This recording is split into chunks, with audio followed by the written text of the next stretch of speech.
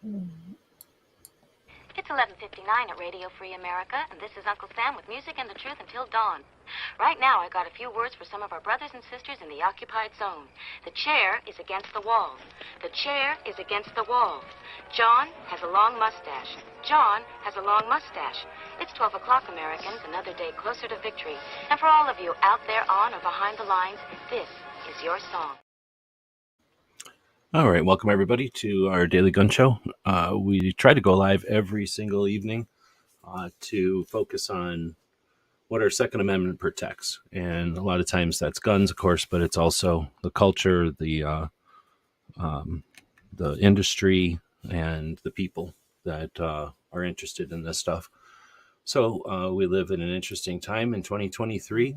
Lots of political fights, a lot of political wins. Lots of struggles and lots of stuff to enjoy. So it's always a constant, we always have our time, different demands on our time, whether we're going to play or whether we're going to challenge ourselves or whether we're going to fight or whether we're going to just not do anything for a while, which we're allowed to do too.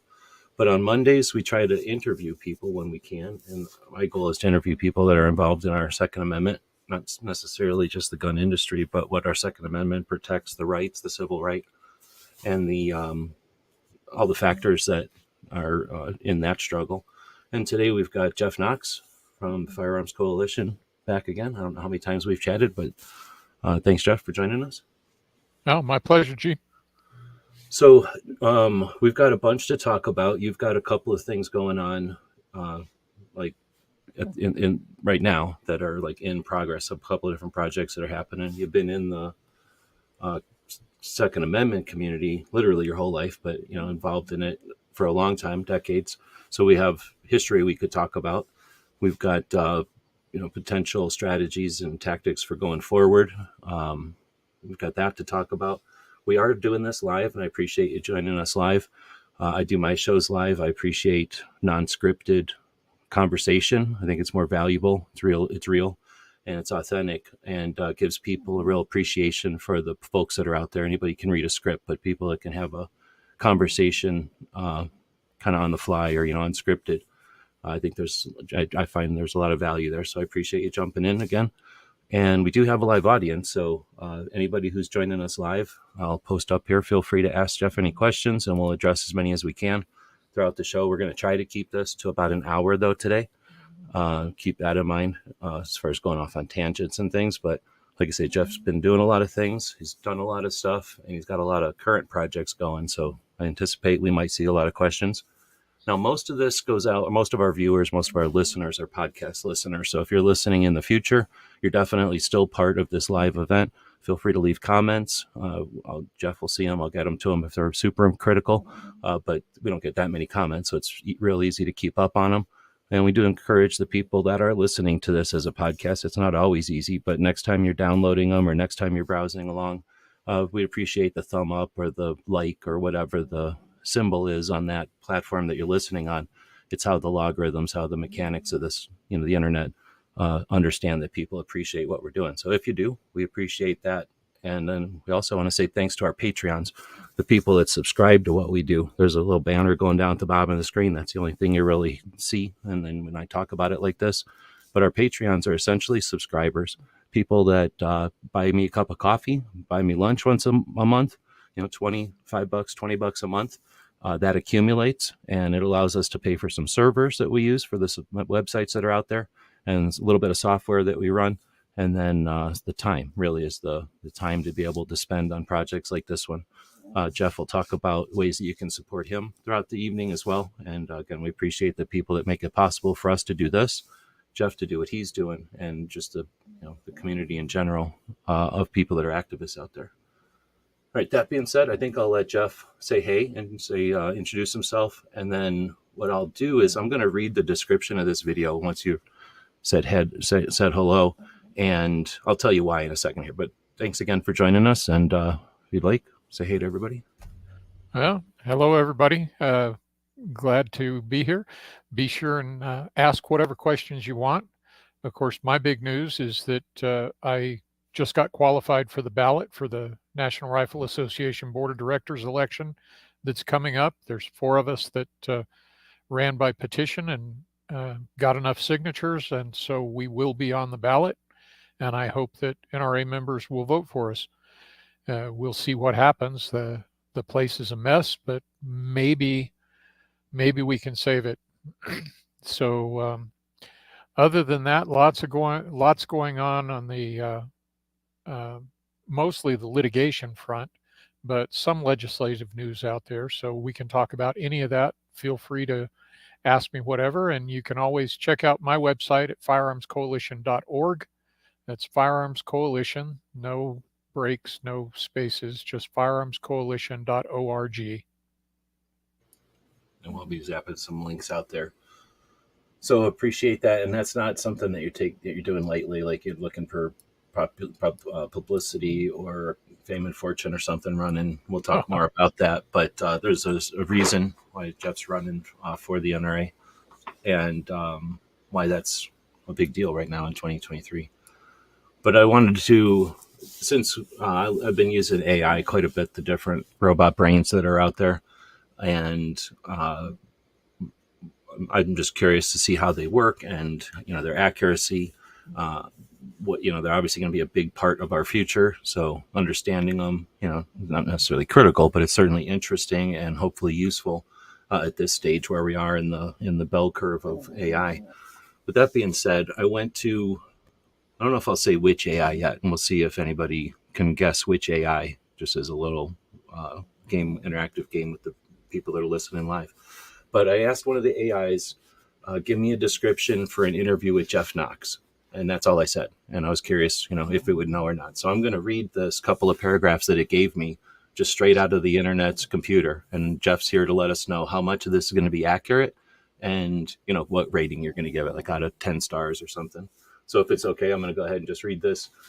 Jeff is the director of the Firearms Coalition, a grassroots gun rights organization dedicated to educating the public about the Second Amendment and mobilizing them to defend their rights. He is a regular columnist for Firearms News, Front Sight Magazine, and Ammoland, and has appeared on numerous radio and television programs to discuss firearms rights issues. Knox is a longtime firearms enthusiast and strong advocate for the Second Amendment. He believes that the right to keep and bear arms is essential for our freedom and liberty, and he is committed to fighting to protect that right for all Americans. In addition to his work with the Firearms Coalition, Knox is also a successful businessman and entrepreneur.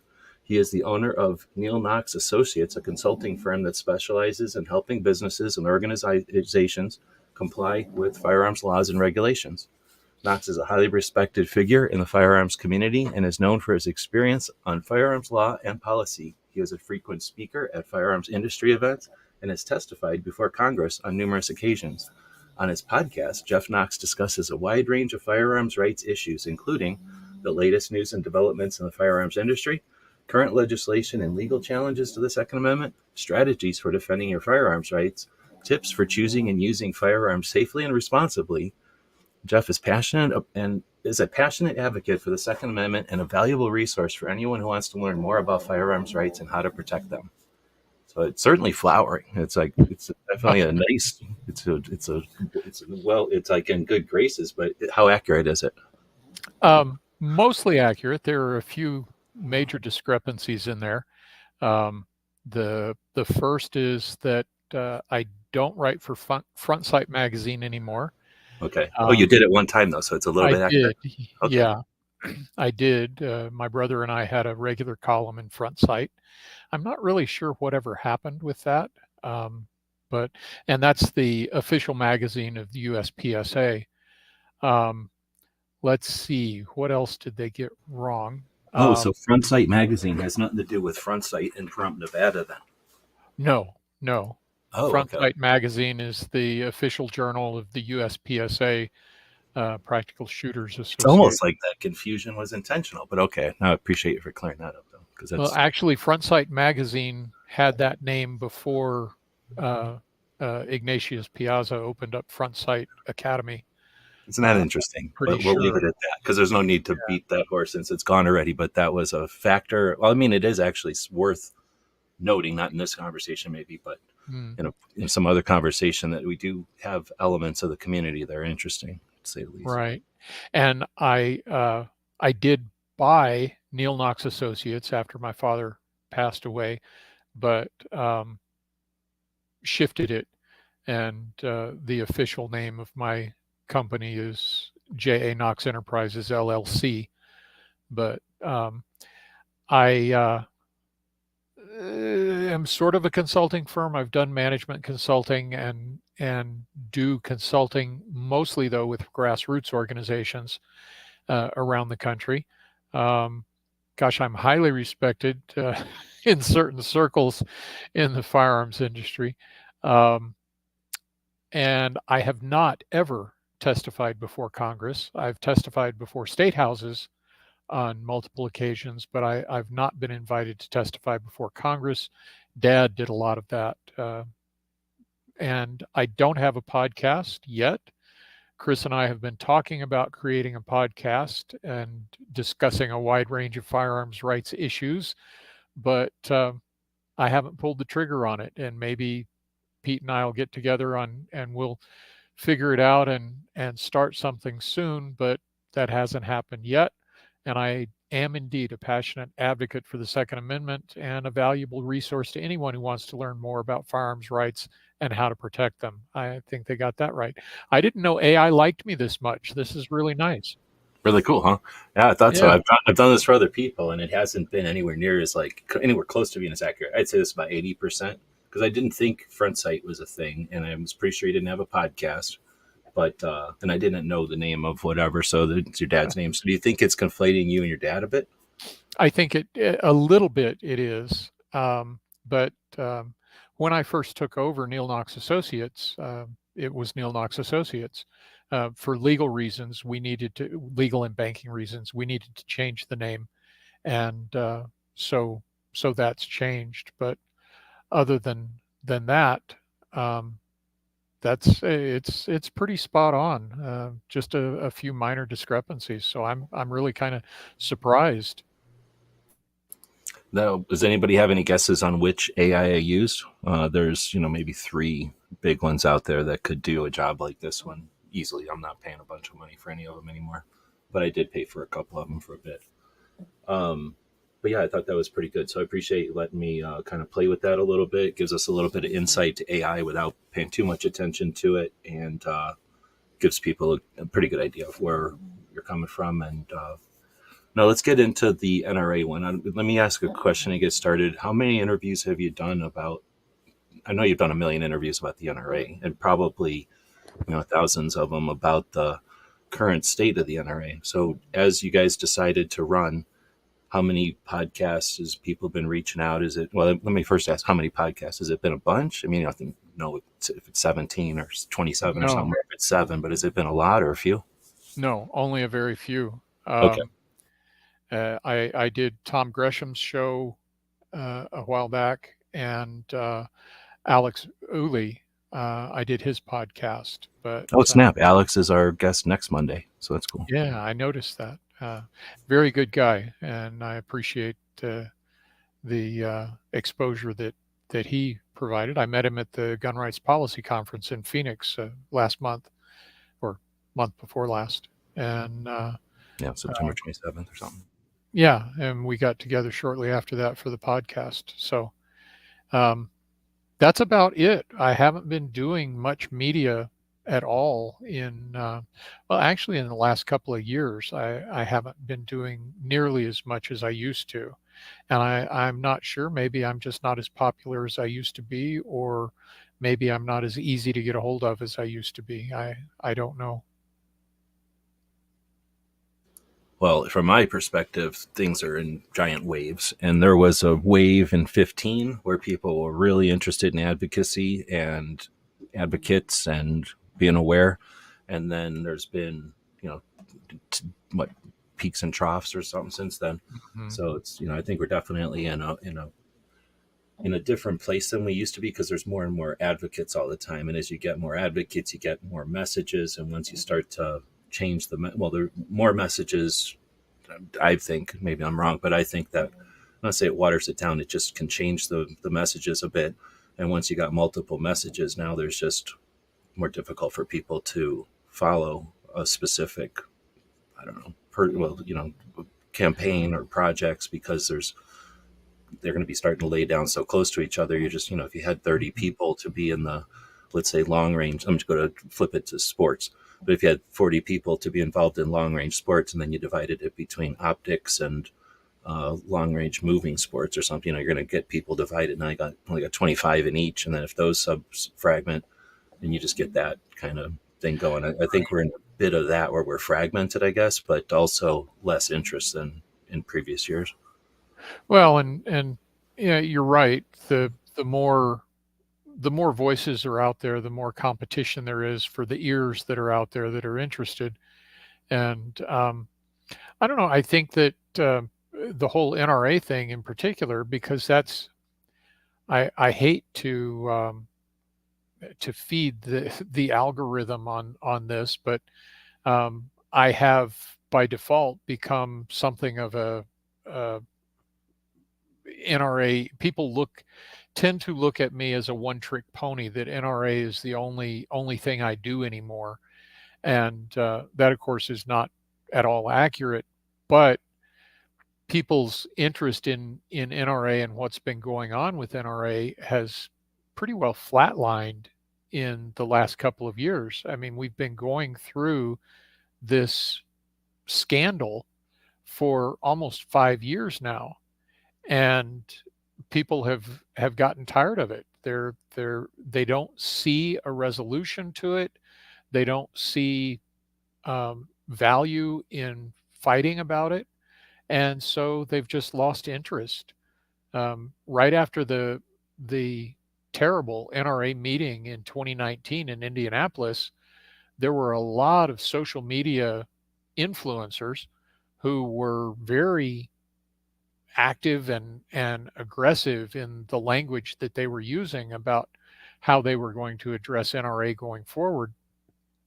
And then COVID hit, and things didn't work out, and we didn't have the next NRA meeting as expected, and things got more convoluted, and virtually all of those guys just kind of faded away from the subject, and I think washed their hands of the NRA and walked away. And I didn't. I've been an NRA life member for 45 years now, and I care about the organization. And from a practical standpoint, I look at it, the NRA, and you did a lot of good work on this, Pete. You broke out how NRA compares financially with other organizations. And the upshot of it is that all of the other national level organizations, and I don't include the National Shooting Sports Foundation in that because they're an industry organization and that's different, but all of the other national level rights organizations combined, that's Second Amendment Foundation, Gun Owners of America, the Citizens Committee for the Right to Keep and Bear Arms, National Association for Gun Rights, you name it, they probably didn't add up to 20% of NRA's annual budget in their annual revenue. NRA was pulling down almost $400 million a year in revenue. And so that's what they had available to them to spend. And the other organizations all combined probably would be lucky to put together 20 million in a year. And that's a huge difference. That's enough of a difference money-wise to change elections, to really have an impact. NRA had a staff of, I believe it was 700 at their max. So they were able to track legislation in all 50 states. They were able to watch all of these court cases and get involved in them. They were able to send out notifications about elections all over the country. No other organization has anywhere close to that kind of tracking and that reach and that ability. And they had lobbyists on the ground in all 50 states. I mean, several of those guys cover 2 or 3 different states all at the same time, but still, having somebody who is full-time on the job, uh, lobbying state legislatures, that's a big deal, and it matters. Yeah, there's some of your financial breakdowns, and so you know we can't afford to lose. A lot of people have said just let it burn, but we can't afford to lose a resource like this, and we're losing it. It's going down. We've lost over 1 million members over the last 5 years. We've lost uh, about half of the annual revenue. We're down to, I think, a little less than 190 million from 400 million. Um, we we the place is going down the drain.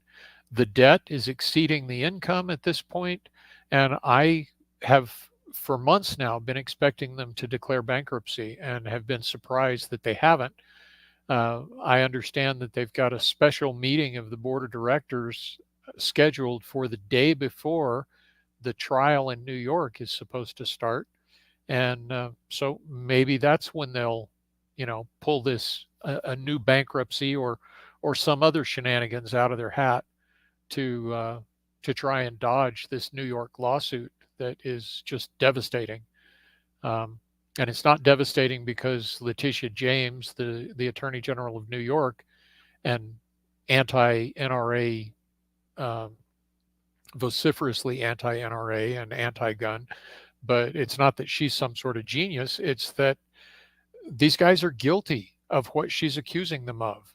They have been lining their pockets for years and abusing the members' money and resources, and it's going to come home to roost. The question is whether there's going to be any NRA left by the time we get to the point where the judge tries to fix it. Man, there's so many ways to go with this one. So, first off, I appreciate, I don't know how many people tell you that, but I appreciate that you're willing to even get into this one. It's such a sticky situation. We live in a time when people were willing to let the Boy Scouts fall apart because they either weren't involved in Boy Scouts or they weren't involved in Boy Scouts anymore or whatever. Boy Scouts just acted in a way that wasn't worth saving, and repetitively. And that was not a big deal because how many people are in Boy Scouts and so it's the consequences of that. Some kids don't get the potential, that they would have gotten if they would have still existed. But, that's a pretty big, and I'm just using that as one I'm aware of, but Girl Scouts had some issues. I think they might be gone. And, other major institutions go, and, people they don't cheer them necessarily, but they're not too worried about losing things that are traditional or, were large. And Sears, that's another one, like the Sears stores, the malls, life changes and we're used to seeing things. So we don't while it might be frustrating, we don't think of it as, the worst thing ever. So that's one element, that we've got people that just don't care that a giant organization is leaving. Then there's people that were hurt by it, I guess. Some people act like it hurt them somewhere, like it did something to them. So something about the NRA bothers some people to the point where they're scorned, like they're going to hate it no matter what. Even it's nothing they're ever going to do. But then there's a bunch of people. I imagine the most of the people are right in the middle, don't care at all. Maybe half of them or a chunk of them are taking for granted all the stuff the NRA does, and the other half are not even aware of what the NRA does, the infrastructures and that kind of stuff, or the stuff that was created during the existence of the NRA that we now again take for granted when we just assume, oh, guns are the way they are, the world is the way it is because of something. But now we're complaining about the things that affect us today. But anyway, and we don't have to owe loyalty to something just because it created this stuff, but to understand its significance, understand its size, and understand its weight, that what it was able to provide or what it was able to do for us politically and stuff like that.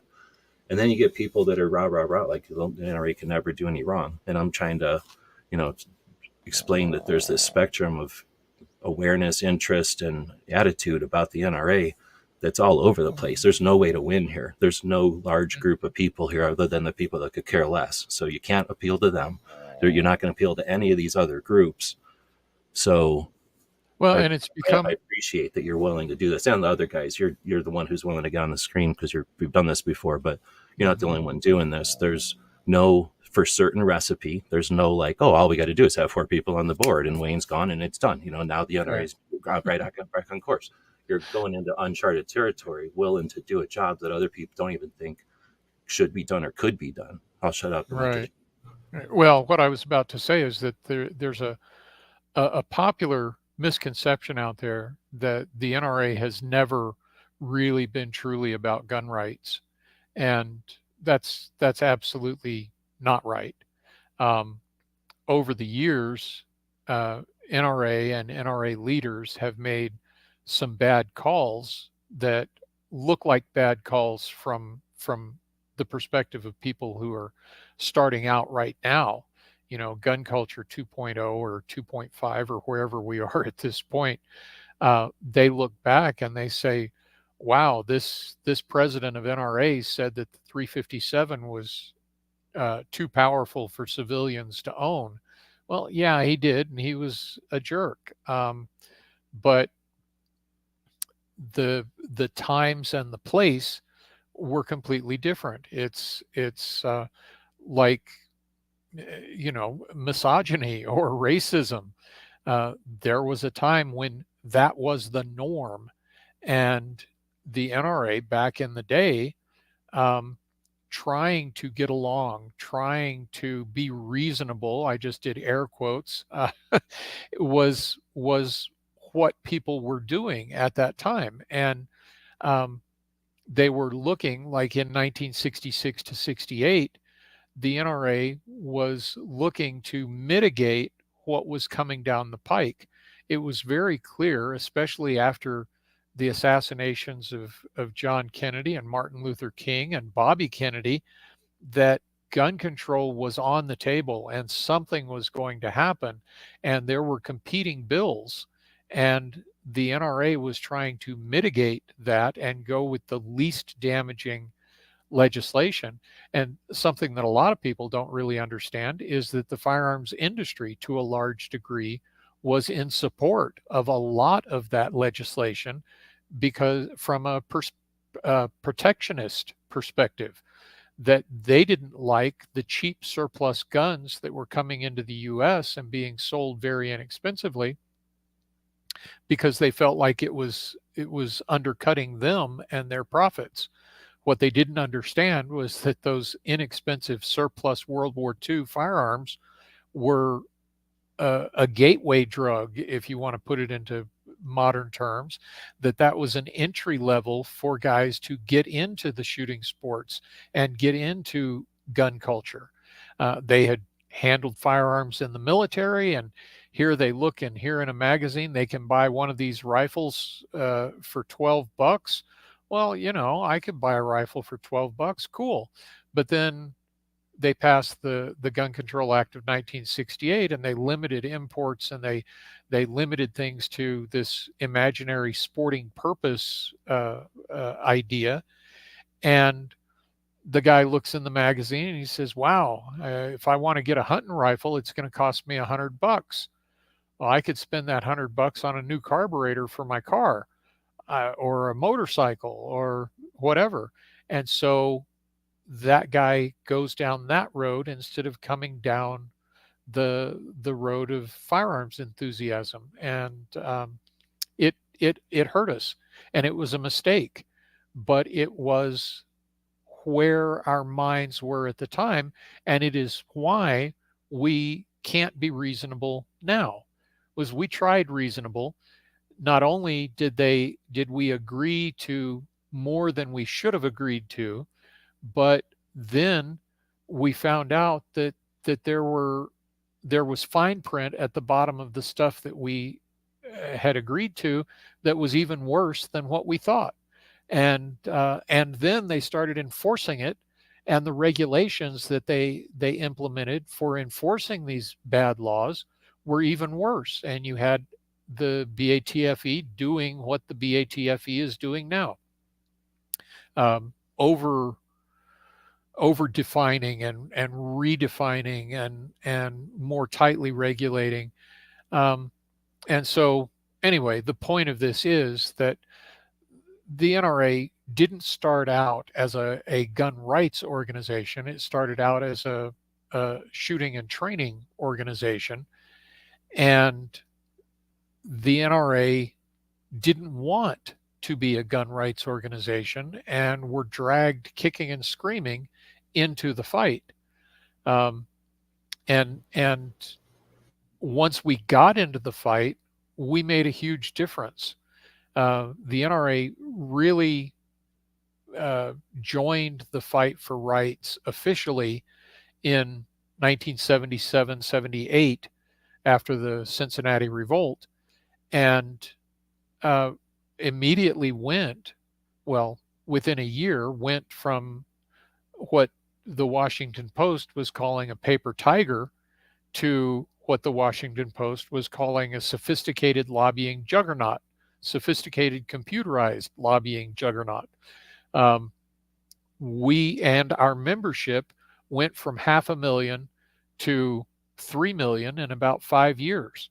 So it was a dramatic change. And then guys point at the Hughes Amendment that was attached to the Firearms Owners Protection Act in 1986. And again, that was a tough call. The Hughes Amendment was added, I think, illegally and improperly in Congress as a poison pill to try and kill the Firearms Owners Protection Act. The powers that be made the decision to not ask Ronald Reagan to veto it, but to go ahead and accept the Hughes Amendment along with the Protection Act. And the Wayne LaPierre at the time promised that repeal of the Hughes Amendment would be NRA's top priority going forward. They've never introduced a bill to repeal the Hughes Amendment. So, I put that square on the shoulders of Wayne LaPierre. That's one of, in my opinion, one of his biggest sins in the rights movement, is that he never followed through on that promise. But yeah, there's a lot of NRA bashing out there, and while I'm extremely critical of the current leadership of the NRA, I think that the organization has done great work and has the potential to do more great work. But it's not going to happen with the current leadership in charge.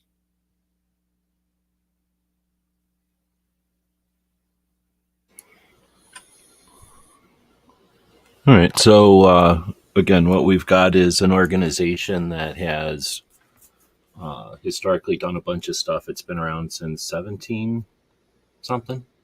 No, 1871. 1871. So it's been around for quite a while. It's gone through, well, what since 1871 is the same. I mean, there's companies that have been around probably that long, and they don't sell the same stuff. Like, they do different things, but they've, got their history, and they've established, they've done their things. I guess you're allowed to have the opinion that something has had to have had nothing but perfect steps, or steps there was never a misstep, there was never a failure, only wins, right? I guess you're allowed to have that in a free country, right? You're allowed to say, nope, I'm only going to support people that have done only wins. Although, well, I'm not here to talk about the losses of other organizations, but let's just say we don't have any organizations that are only wins. So to suggest that you're not going to support organizations that aren't all wins, then you're not supporting any of them, I guess. But without trying to challenge somebody on supporting an organization that they hate, who cares? Like, that doesn't even matter. There's however many million members of the NRA. You just talked about the annual money, talking about with the NRA. So at one point it was up to $500,000. No, wait, 500 million a year? 400, almost 400 million. Okay, and then now it's down to less than 2, probably. We don't know usually until a year after, right? Like they don't. Right. It was under 2 in 2022, So that gives the us end an of idea of 2022. scale, because when you talk about the other organizations, 200 million, the next biggest organization is something like maybe 12 at this point. Mhm. And then NSSF comes in there doing SHOT Show, somewhere around there. The one in Colorado sucks 12 million out of the industry, right? Nobody cares about that. You don't even blink an eye. Nobody even knows about that organization. The GOA, something like 12 probably at this point. Second Amendment, with between Citizens Committee and the Second Amendment, probably around 12 or 14. Mhm. FPC, I don't know if they're making more than a million yet. I'm assuming now they're making more than a million, but we're talking, A few million, probably. like you said, all together, not Probably even, under 30 million, maybe not even 35. close. And then people, I don't know what they think. Like, nobody's paying attention to this because there's no advantage to the smaller organizations to suggest the infrastructure that the NRA exists. But there's the stuff that costs that 200 million isn't advertising. Like, it's not all one thing or the other. So that's what we're talking about. Is we have a massive resource, a massive mechanism that's been in play for a long time, and we've got like maybe 12 people who've been assholes for a while that have steered it wrong or done weird things with it, that have lost people's faith in the organization. And okay, fine. Nobody's trying to justify any of that. But now you can go around saying, okay, I'm only going to deal with organizations that are all wins. So let that thing burn. Or you can say, I don't like the guy running it, so let it burn. Or you can say, I'm too busy, let it burn. Or you can say, it hurt me somewhere, let it burn. Or you can say, it competes with my business, let it burn. But y'all ought to get paid by Bloomberg. The 14th richest dude on the planet is paying people who worked at Monsanto and tried to make corn syrup and everything sound cool to everybody, and successfully. They're paying those people to go work against the NRA. Like, literally, that's all their job is to make the NRA look bad. Go get paid. Like, why would you, actively work against it? I'm ranting at this point in your show, but it's frustrating. And I'm using, like, maybe I can salvage it by saying it's super frustrating to even deal with the NRA as a topic. It's certainly not a win. I mean, there's nobody flocking to a conversation about the NRA unless it's, let's figure out a new way to watch it burn, or let's make a new meme about watching it burn. Again, for free, like without Bloomberg paying us or anything. But you're willing to, again, challenge all that and work through it. So maybe a little bit more insight, like, what's your motivation? I mean, you can't assume that, again, there's no recipe. It's not like, there's a win here. What's the motivation? Is it, well, I'll shut up. I have to, I was looking over in the chat, and RTAC and Daughters is waiting for somebody to tell us what rights the NRA got back for us. And I'll start with ammunition. There's a bill in Congress right now wanting to license ammunition sellers and require background checks to purchase ammunition, and keep a registry of ammunition purchased. Guess what? We had that already. We didn't have the background check aspect of it, but we did have all of the other.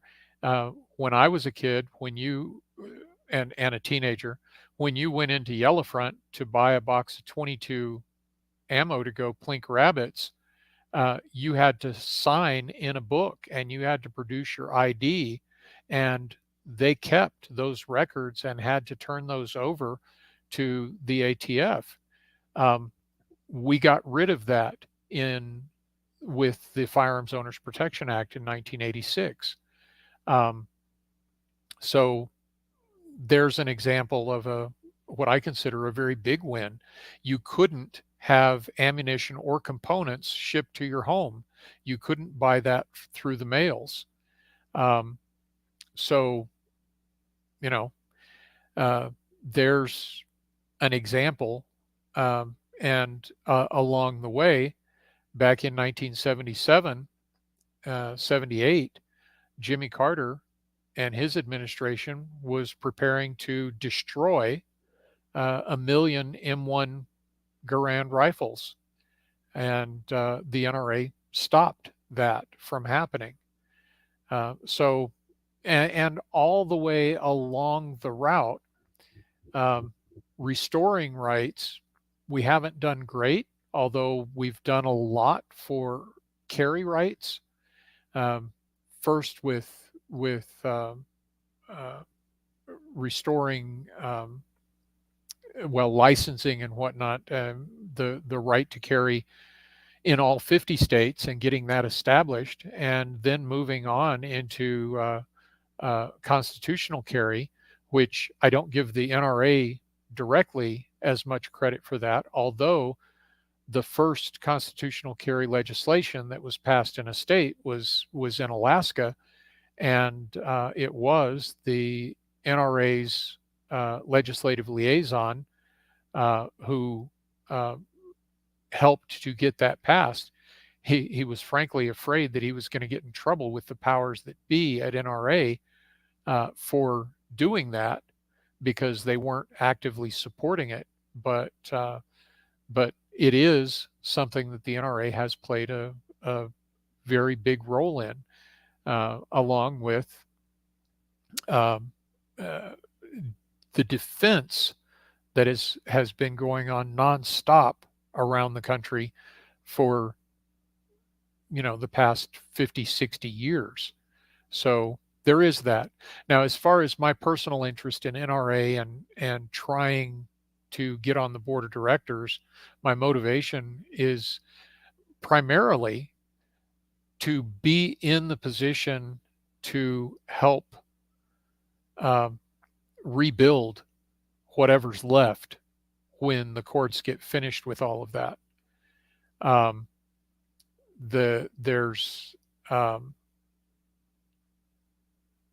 It's a difficult situation. I believe that it's likely that even if I'm elected, if the election goes forward as scheduled, and even if I'm elected, that I probably won't be seated on the board of directors, because I think that by that time the courts will be in control of the NRA and will have dissolved the board of directors and fired the leadership. But if I'm a member petitioned candidate and am elected, then maybe I'll have standing in court. Maybe I'll have a voice to help guide the court in what they do with the NRA, and we can move forward from there. But if I just sit on the sidelines and watch it burn, I don't get a voice, and I don't know what will happen next. So I want to be participating. When you mentioned that aspect of it, however it goes down in New York with the court cases and whatever, would the worst case scenario, or other case scenarios, involve like a mandatory restructuring of the people involved, or would it depend on if they were found guilty? Or, is it just commonplace doesn't matter when somebody's kind of not refusing to leave their post, but is there some mandatory restructuring of an organization? Is that like a typical result from this kind of lawsuit, or this kind of case? Yeah.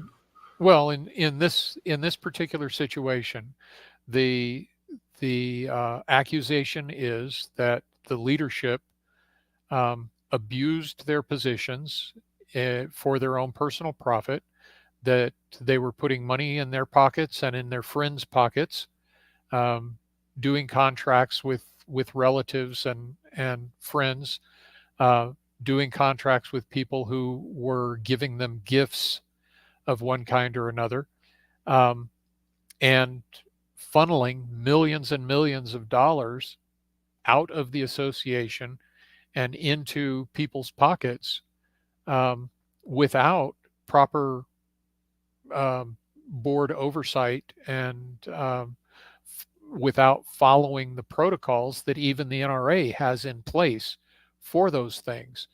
And the board of directors has not only allowed this to happen, but they've not done anything to correct the problems.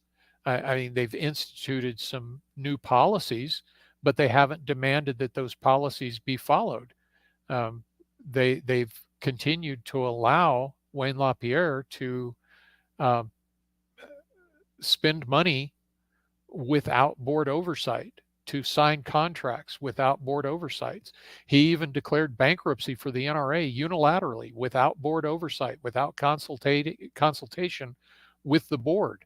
Um, Maybe 3 or 4 members of the board of directors knew about the bankruptcy before it was filed, but it was done by Wayne.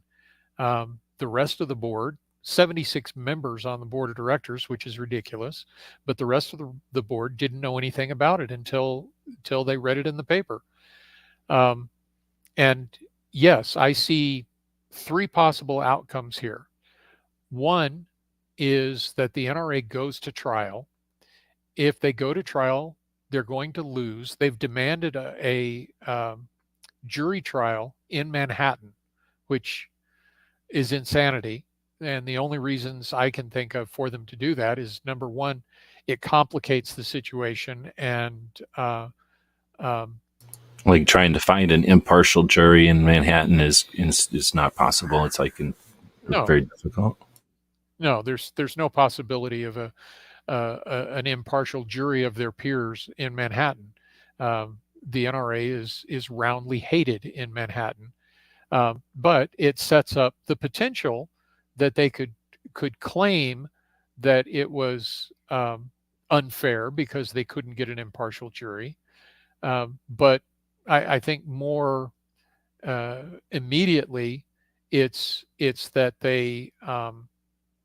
that it just causes complications that delay the process. And that's what they've been trying to do for the last 4.5 years, is delay the process.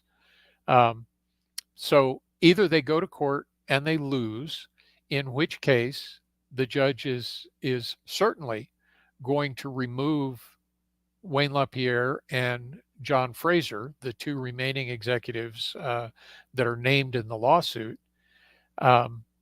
John Fraser is the secretary. It's likely that he will order some repayment from LaPierre and maybe from Fraser, but more likely from former treasurer Woody Phillips, who retired right before all of this started with a very nice golden parachute, I might add. But that it's very likely, and he will almost certainly demand a restructuring of the organization, and very probably will dissolve the NRA board. Another possibility is that the NRA again declares bankruptcy, but this time with more financial proof that it's warranted, because they're over their heads in debt at this point. Their outgo exceeds their income. Their debt ratio is ridiculously high. So again, when they did the bankruptcy before, one of the first things that the judge asked for was he wanted them to present to him a reorganization plan. And their version of a reorganization plan was to show him the policy changes that they had made since 2018 or so. And that's ridiculous. So again, if they declare bankruptcy and it flies, which there's no guarantee that it would, it's very likely that the judge in the bankruptcy case would remove the executives, would disband the board of directors, and would install a special master or a trustee to oversee the reorganization of the association and go from there. And of course, in either of those scenarios, the really challenging part is if a judge names a special master to oversee the NRA and the reorganization of the NRA, if it's someone that the NRA members don't know or don't trust, then it's very likely that they simply won't respond. That NRA's troubled fundraising will turn into zero fundraising. That will go from $190 million a year to uh, 50,000, if that, to just nothing. And then there's no way to get out of the hole. The fact that the board of directors has allowed this to go on, that they haven't corrected the problems. I mean, the guys who are in charge and supposed to be responsible for being the watchdogs of the association are the audit committee. And the chairman of the audit committee is Charles Cotton. And Charles Cotton was subsequently elected to be the president of the association. The vice chair of the audit committee was a guy named David Coy, and David Coy was subsequently elected to be the vice president of the association. So they're putting the lunatics in charge of the asylum and not fixing the problems. And a judge looking at this is going to clearly see that and is going to demand changes. And he doesn't have to just demand changes, he can pin in changes. And that's, I believe, exactly what's going to happen. What I think needs to happen is I think that we need to be a more federalist structure, that we need to give more power to the state associations, and that the NRA should be like the United States was designed to be originally, where each state is relatively autonomous, all following the same basic rules, but that the national organization only does what the national organization is required to do, that none of the individual state organizations can do on their own. But the way I see that playing out would be that you have a committee with one representative from each state association, and that committee be charged with identifying and electing a 9 to 13 member board of directors, so that you've got a small board of competent, qualified people. These should be people with experience with multi-million-dollar corporations that know how a board is supposed to run, not a good old boys network like we've got right now. And that they also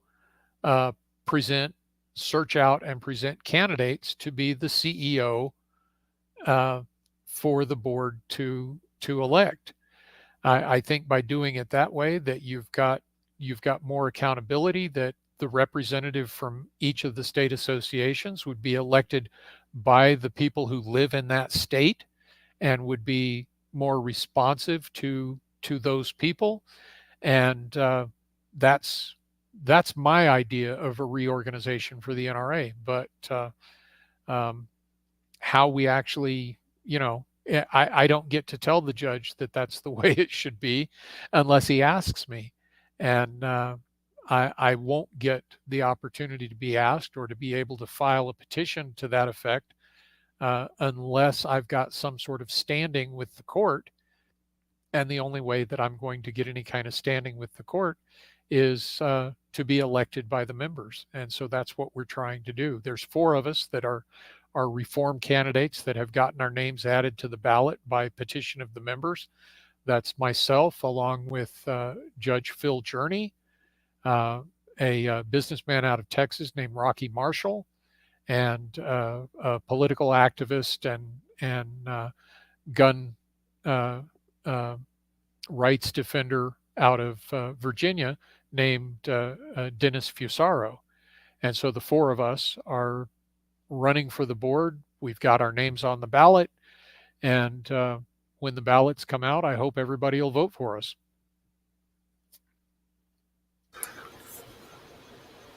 went through a lot of stuff there. We're getting close to the top of the hour, so I'll try to go backwards. Is there any chance the four of you guys would come on live at some point and chat about what's up and answer questions, just get some stuff out there so people can start talking about this stuff? Yeah, probably so. I can talk to the guys. I would be more than willing, and we can, I'll talk to the other guys and see if they have availability. Right on. And yeah, I'm willing to help with that, even if it's not possible to get everybody together at once. That could be scheduling issue. So the scheduling part of that could be tough. If everybody goes to SHOT Show or like the 2A rally here in Arizona, that might make it, something we can do at the same time. But essentially the time frame is get on the ballot, if I understand it, before February, so that the voting in February happens, or you're already on the ballot and you're getting... We're on the ballot at this point. The ballots should go out, I believe, in February. So it starts campaigning until yet. February when the ballots go out, and then hopefully people vote for you guys to, right, or of you to get in there and start to affect some change beyond, and a more than just the unrealistic. Well, by four of us being there, Wayne will cower and run away. Yeah, we know that's not going to happen. We know that we're going to go into hostile territory and that we're going to be outnumbered, but we're not going to allow things to just go through. Assuming that the NRA continues as it's been going for the last 4 years. Phil was on the board. Rocky was on the board. They tried to raise these issues. They tried to ask questions. But as of right now, there is nobody on the board that is publicly declared in the loyal opposition camp. There's no one who is openly criticizing LaPierre and openly criticizing the board and the board leadership for the way they've been handling things for the past 4.5, 5 years. And by getting the four of us on the board, that will guarantee that those questions will be asked, that we will challenge the leadership on every point going forward.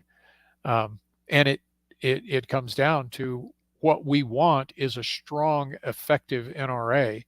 And we've not been getting that in the last several years. And I would take it all the way back to, in large extent, for at least the last 10 years, but potentially all the way back for 20 years or more. All right. To respect your time, though, I want to I'm going to abbreviate some stuff in my own comments here. I was looking for the Firearms Coalition link again. But to facilitate maybe you're getting more comfortable, more on your schedule, more to do podcasts, could I ask you to come back again next month? And maybe we consider it like a monthly thing. Maybe you and Chris. We can try that. Yeah. And that gives you more time to explain this stuff, because that's the frustration I've always, it just exists. If you try to do stuff in elevator speeches, that can catch people's attention, but you're not going to get a full story. If you try to do it as a 4-hour podcast, yeah, you get a lot of stuff out there, but not everybody can listen to that, and things change. And some of that, it can be just, not necessary, let's say.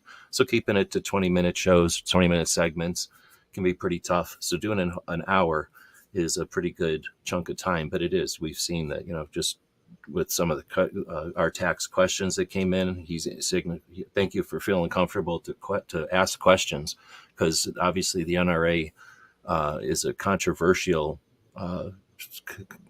subject, I guess, in like 6 different angles. It's a divisional thing inside of our community. It's a thing that we have to devote time to or ignore to our peril. Either way, we're wasting time on it, and it's not necessarily a win.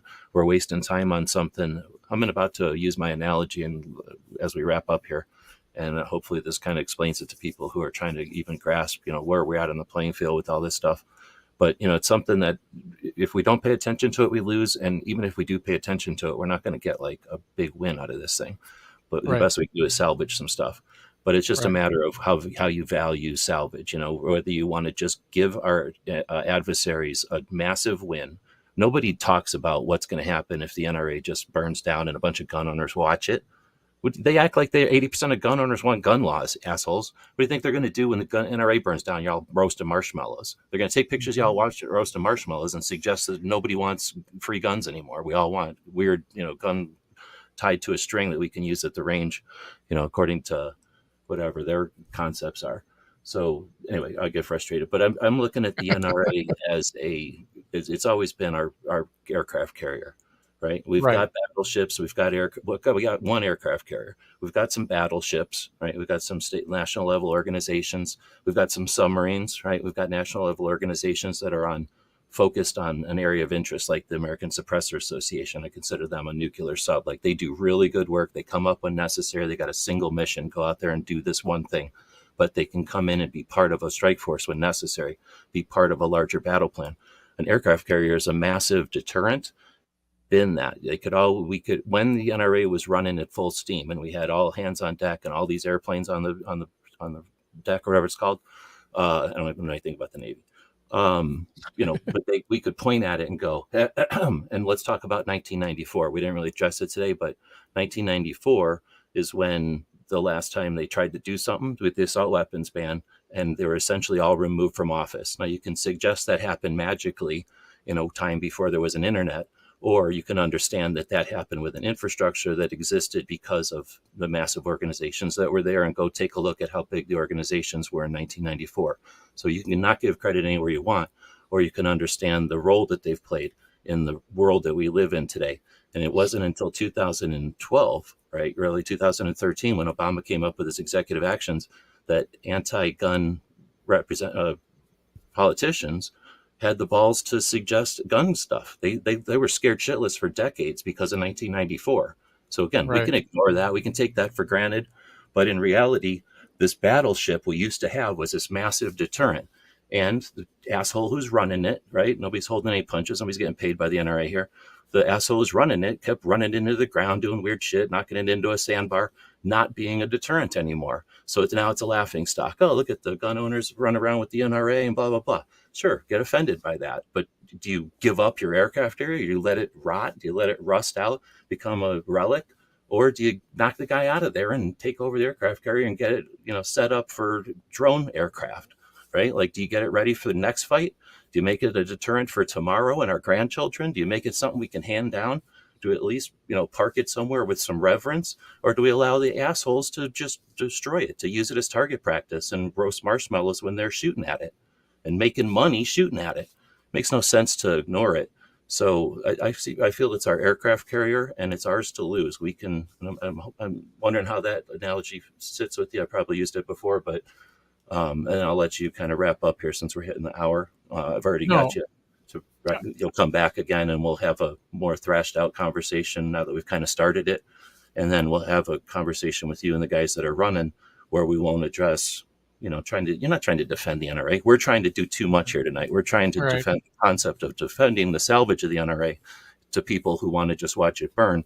And that's a challenge. But we're also trying to explain your motivations for going, which I don't want to shadow. What your motivations for going is that you're sitting on the aircraft carrier when it goes aground, so that when they look around and go, who's able to steer this now? And Wayne's gone, there's somebody there who can steer it, who knows what's happening, right? You're trying to get on board so that you're part of the crew. So when they say, okay, who's next in line, grab this thing and take it to wherever we can salvage it. So essentially, and I'll shut up. I like that analogy. The one thing that I'll make clear is that I don't want to be the captain of that boat. I have no desire whatsoever to be the captain of that boat. But I do want to say in who becomes the captain of that boat. There are a few names out there that have been looked at as possibilities. The one that pops into my head right at the moment is Dwayne Liptak, the CEO of Magpul. Great guy, was serving on the board, resigned from the board because he couldn't put up with the nonsense anymore. As a matter of fact, his board of directors said, no, you can't be associated with those guys until they clean up their act. And so he's a possibility. But someone like that, someone who has the knowledge, the experience, the business acumen, needs to be the CEO of the NRA. Um, Well, can I and, interrupt and ask this question? Because I think you're sure. almost addressing it there, Smeggy, who's a longtime friend. Can I ask Jeff, do you think there are people on the board that ain't speaking out but would if they think reform could happen, if it was on the possibility? I think that there are. I think that the up until, well, when all of this started, Wayne had a cadre of 15 to 20 board members that were committed to him personally. Um, and that 15 or 20 was able to influence the rest of the board to the point that they couldn't, resistance couldn't fly and wouldn't fly.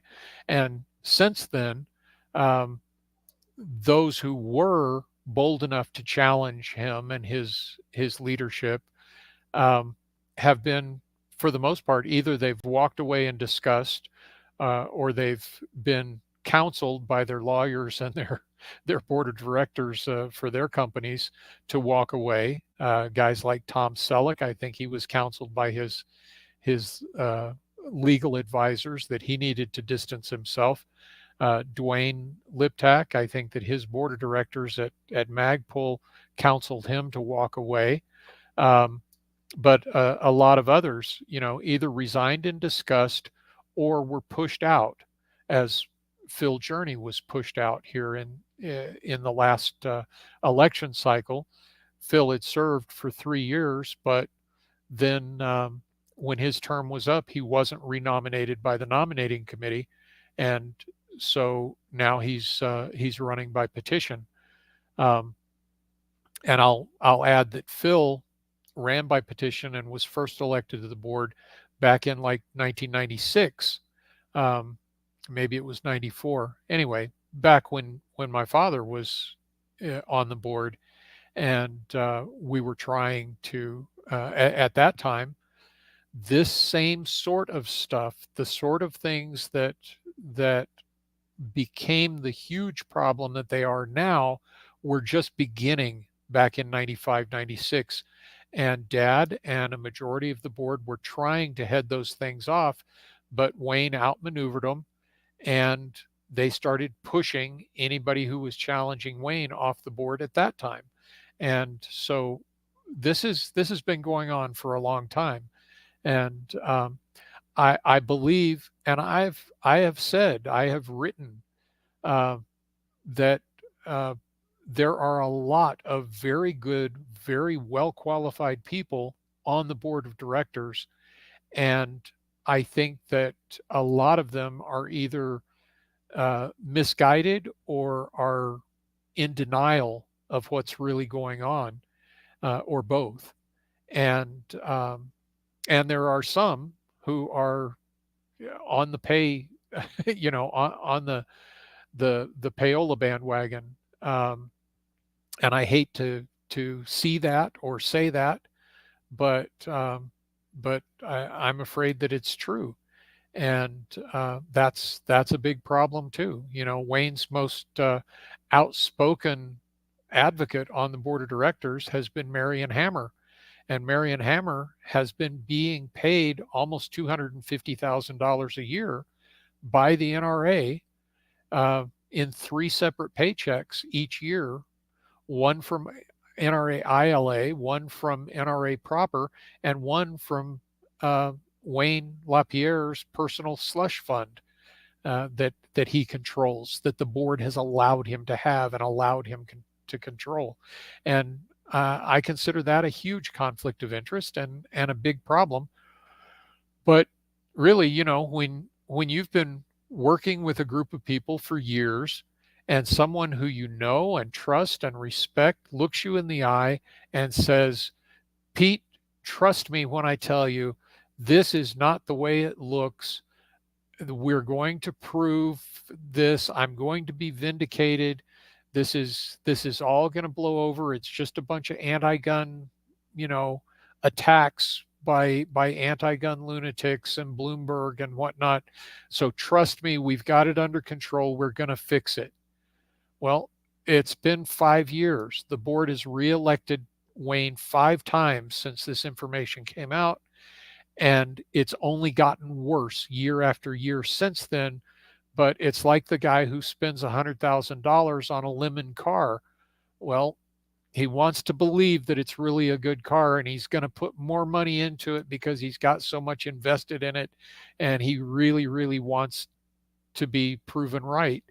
And I'm afraid they're not going to be proven right. And if I can convince them, if we can gain enough, but at this point, these guys, they don't want to be kicked off the board, and so they're unwilling to stand up and make any waves going forward. Possibly, if we could, it's always a possibility that 50 of those 75 members of the board would say, "Wow, I've made a mistake. I need to reverse course," and here we go. But I frankly, I don't understand how they don't see what they've done. And I've had an open invitation. I know a lot of the members of the board. I've had an open invitation out there for the last 5 years. If there's something that I don't know, even if it's something that I can't tell anybody else, come and talk to me about it. Let me know about it.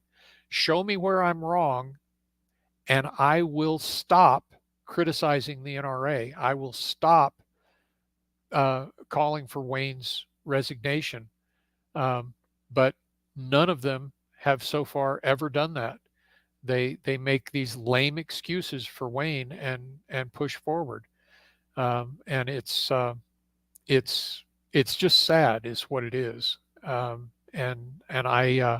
I'm extremely disappointed in a whole lot of these guys and gals for their failure to stand up for what they should recognize as what's right and for the membership. It's just shameful.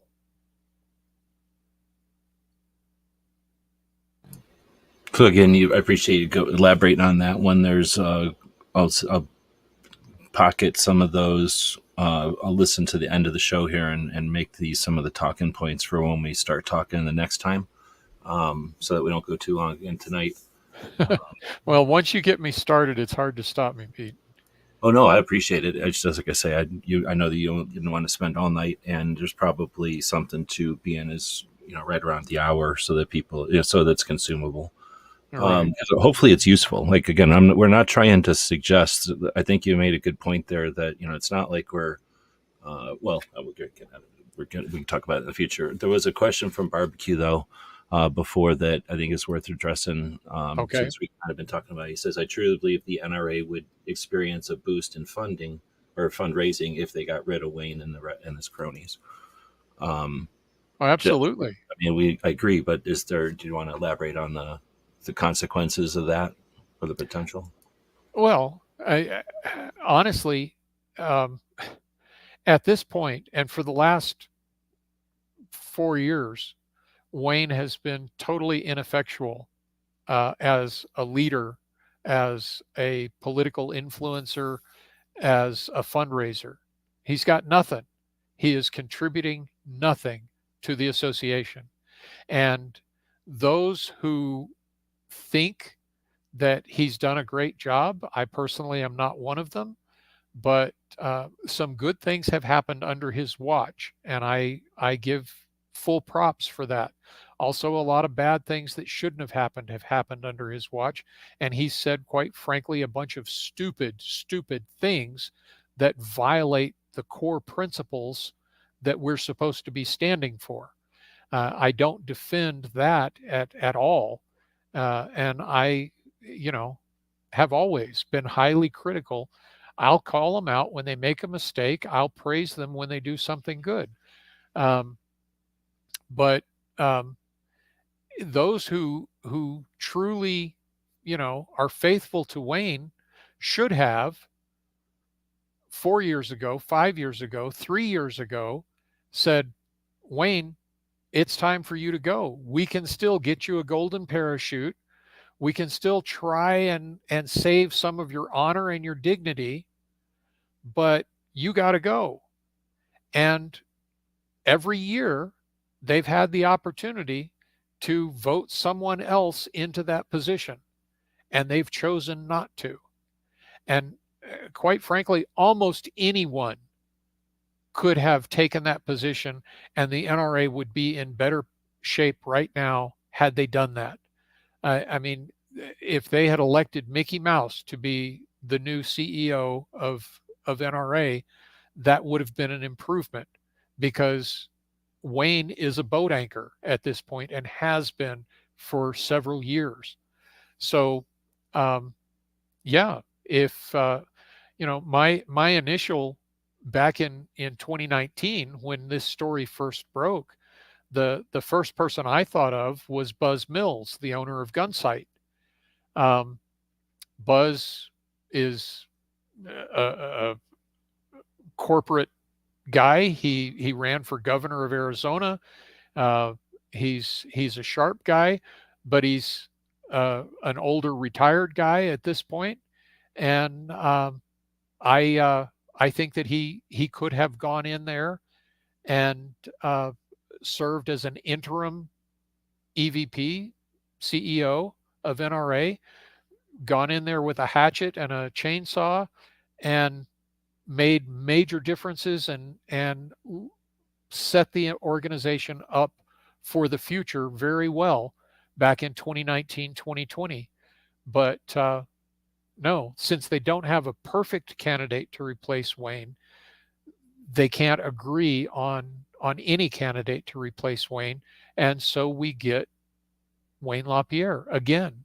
And it's just a crying shame. It really is a crying shame, because the organization has so much potential, and the membership deserves so much better than they've been getting. It really needs to change. And I think that only the courts are going to make that change. And I think that they absolutely are.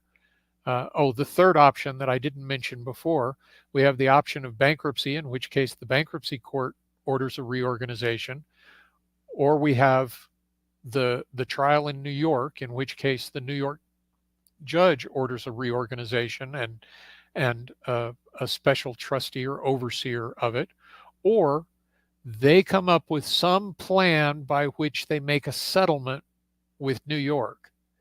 And I don't know, I can't begin to imagine what that settlement would look like, but it would have to be agreed to by Letitia James, the AG of New York. And so I can't imagine that it would be a settlement that would be beneficial to NRA members. And just as or an if it aside, did, it would be a massive exodus. So it would be the kind of rift that would divide them to where people are just not paying attention and stick around, and people that just leave. It's the last straw, right? Right, absolutely. But in the initial lawsuit, Tish James alleged that some $68 million had been funneled out of NRA coffers and improperly spent or gone into the pockets of people who didn't deserve it.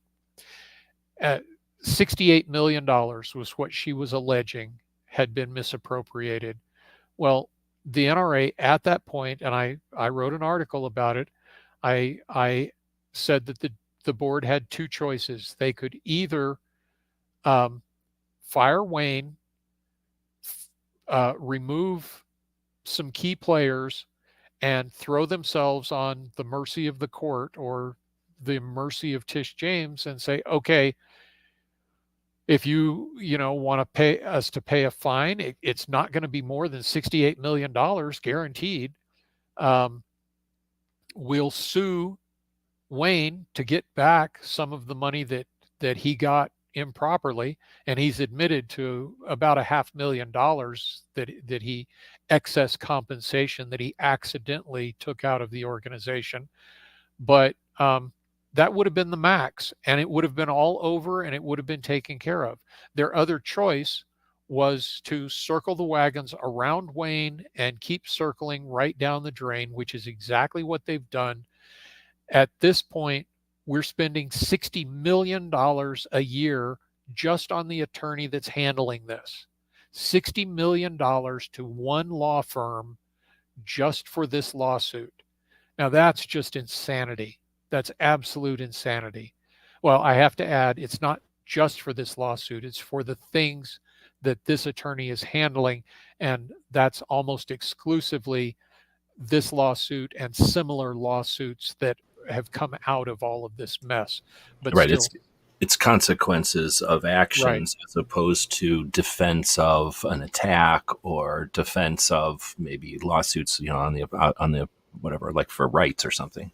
And then I was going to say, just I'm interrupting, I'll also add, and then put that in perspective with the with comparing that with all the other national level organizations on our pro-rights side, barely equal what they're spending on attorney's fees right now. So when I say aircraft carrier compared to battleship, I should probably say aircraft carrier compared to like a bunch of cigarette boats and PT cruisers. Like we don't really have battleships. We have an aircraft carrier, and we've got very small boats that have crews of like 15 people, but we don't really have giant battleships. The illusion is there because they're large and there's national level, but compared to the NRA, they're not as big as a battleship. A battleship is actually comparable in size to an aircraft carrier, but the national and some of them have a real good social media footprint and some pretty good reach, but none of them can come anywhere close to what the NRA brings to the table. NRA at its max had a membership of over 5 million. We're down under 4 million now, and that membership was only a portion of the people in the country who believed that they were members of NRA and supported the NRA and were active within the NRA sphere. If you had all of the people who would tell you that they were NRA members 5 years ago, it was probably closer to 12 million, while the actual rolls said a little over 5 million or around 5 million. So yeah, it's a lot is perception, but perception matters, but numbers matter too. And the ability, the critical ability is much more the ability to turn out votes for a given candidate or a given issue is much more valuable than the money that the members send in. But frankly, I think that it's immoral to ask guys for $20 to keep us in the fight while it takes 50,000-60,000 of those $20 or more to just pay the one guy. I can't see it. I don't understand it. I think it's wrong, but anyway, we'll keep fighting. And if people want to help me keep fighting, I don't get paid $1.5 million a year. I don't get paid. I don't get paid as much a year as Wayne LaPierre gets paid a month, and my pay depends almost exclusively on what support people send in, and it wouldn't go up very much if people sent in 3 times what they currently do, because that money would go to our cause and our efforts, not to a nicer car or a bigger house. By the way, Wayne's put his house on the market. I believe it was listed at $2.6 million. He's speculation is that he's planning to move to Texas and wants to take the NRA with him. I don't understand what these people are thinking. I just really don't. That's what they threatened in 1977, and I know a guy who stopped that from happening. Well, they set in New Mexico, I think, but be interesting to see history repeat itself. So I'm going to take a second and put this up here. a challenge to the people viewing live. So if you're listening to this as a podcast, sorry about this, but there's perks to showing up live for something like this, even though we haven't really been doing too much on the screen other than show your firearmscoalition.org website. And we showed a little bit of the graphs that I had produced a while back looking at the income of the different gun owners' rights organizations. I've been asking, challenging people if they can figure out the first one to identify the rifle you've got there, that they're going to win a copy of your book, the book Gun Rights War. So without saying what it is, the question has been answered with M1 Garand, AK-47, and Mini 14 so far. I don't see anybody else answering. Or yeah, M1 Garand came in again, but I haven't seen anyone else answer it so far. I had a different idea, but now I'm changing my opinion because I thought it was something else, and I'm not going to say. So if anybody else wants to guess, my question to you is, without identifying it, has anyone already guessed it? No. Okay, then we'll leave it and put that on. Well, no, our TAC is saying 1903A3. No. Okay, so we'll leave that for the next time we chat, and people can watch this and try to figure it out. But if you can't figure out a gun by its muzzle, then I'm just saying. So we'll mention again, though, that you've got the firearmscoalition.org. On our way out here, just let us know what happens over there, how people can help out. Well, if you go to the website, firearmscoalition.org, of course, there is a tab for donating to the coalition. If you can do PayPal, credit card, send cash, whatever you want to do. We don't have formal memberships. Dad started it that way, that he said, I'll be your personal lobbyist. You should send me a retainer and I will be your personal lobbyist in Washington. And we've continued that tradition that we don't have formal memberships. And the suggestion that we've always offered is a box of ammunition. And that can be in the form of the cost of a box of ammunition, or you can more than welcome to send me a box of ammunition. I'll take any that comes in, because I probably spend more on ammo than a lot of people do. The only way I say that is you'd always like to be able to spend more on ammo. So any little. That's right. I would always like to be able to spend more on ammo, and ammo keeps going up. And I warned people about that coming up too. Anyway, there's also archives going back for decades. Most of what's on the website right now is stuff that I've written. But there is some stuff that my father wrote, and you can go up into the search bar in the upper right corner and enter any phrase, and it will give you a playlist of articles that will give you all kinds of information. I also want to point out the book, Neal Knox, The Gun Rights War, which was put together by my brother Chris. It's writings from Dad over a 40-year period in the trenches, and Chris annotates it to put things into a little bit of perspective, and it gives you the history of where we've been, what we've done, how we got where we are right now. And I think that it offers some perspective, because back in 1966, Neal Knox was considered one of the most radical, hardline gun rights advocates on the planet. And yet, when you read some of the articles that he wrote in 66, 67, 68, it doesn't seem that hard line to us today. And that's an example of how far the Overton window has shifted in the last 50, 60 years. So please stop by the website if you're inclined to join us. Anybody who sends money, we send out our newsletter. We try for 4 times a year. It sometimes ends up 2 times a year, sometimes 3, sometimes 5. But we that's our major effort out there is the newsletter.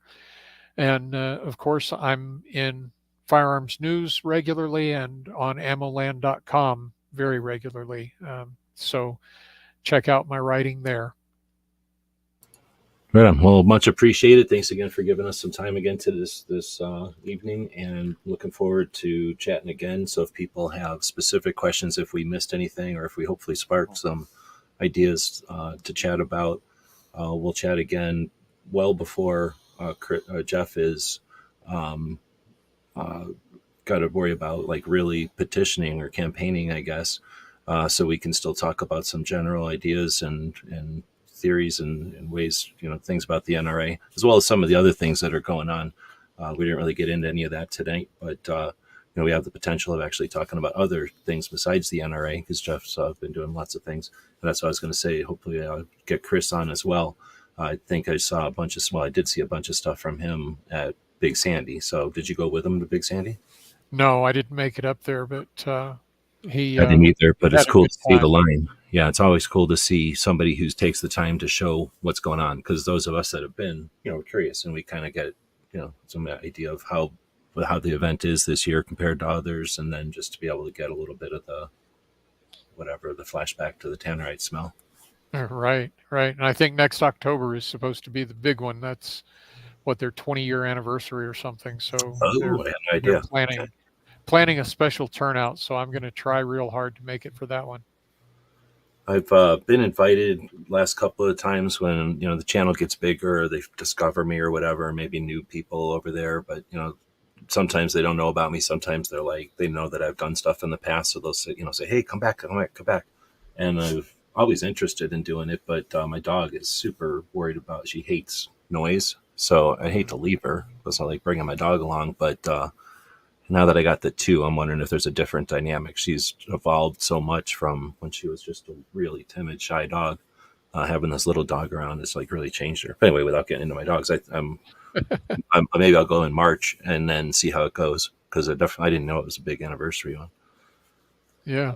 Okay, so then again, thanks for joining us. So we won't get into any more tangents here. Thanks to everybody who joined us live. If you're listening to us in the future, leave us some comments, some feedback. You are part of the show. You're just doing it in a different direction in time. So feel free to leave some comments wherever it is that you're finding this. We do see them. And again, since we're going to have Jeff on again, we can bring those topics up. So with that, I'll throw a quick commercial up here for our store. One of the ways that as a capitalist, you can help throw some of your financial resources at us is to purchase something over at the store. I'll tell you what, if anybody purchases anything over at the store this evening, or as you hear this, don't have to put any codes or anything in there, but we'll throw a copy of the Gun Rights War, maybe 2 of them. Jeff gave me a box of them, so I have a bunch. I'm throwing them around like Big Shot, but I appreciate the gesture. Jeff gave me a bunch of them, so the next couple orders that come in, we'll get a copy of the book as well. Oh, that's a nice thing to add in. Right on. Well, yeah, no problem. Thanks for, again, giving me the ability to do so. So I'll throw a commercial up here for the store. I know DJ's thrown some links up there to it. But again, we'll see everybody tomorrow with Clover.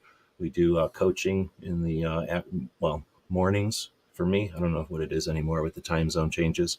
But in the before noon, Clover and I will get together on Tuesdays and we talk about content creation. This time we're talking about SHOT Show. So if you got any questions about going to SHOT Show this year? Jeff? Oh, he muted. Sorry, I'm muted. And I was looking over at the YouTube page. I haven't completely decided whether I'm going to go to SHOT Show or not. I'm in discussions with an editor about whether to go. I've registered, but I don't know if I'm going to make it or not. Right on. Yeah, it's not a casual decision so much anymore because it doesn't travel. It's always in Vegas, and it's it's not that expensive, but it is cost. So and then time away from other things. I don't know for you, it might be time of the year issues too. People have different schedules and stuff. But again, we'll talk about that tomorrow morning, and we'll throw the commercial up here. Thanks everybody for joining us. GearWebsites.com. Okay. GearWebsites.com is your source for firearms-based playing cards and books. We also have mugs, shirts, and posters with designs that we've made live. Of course, we have patches. Every Friday is Free Patch Friday. We appreciate your support. Thank you for shopping at GearWebsites.com.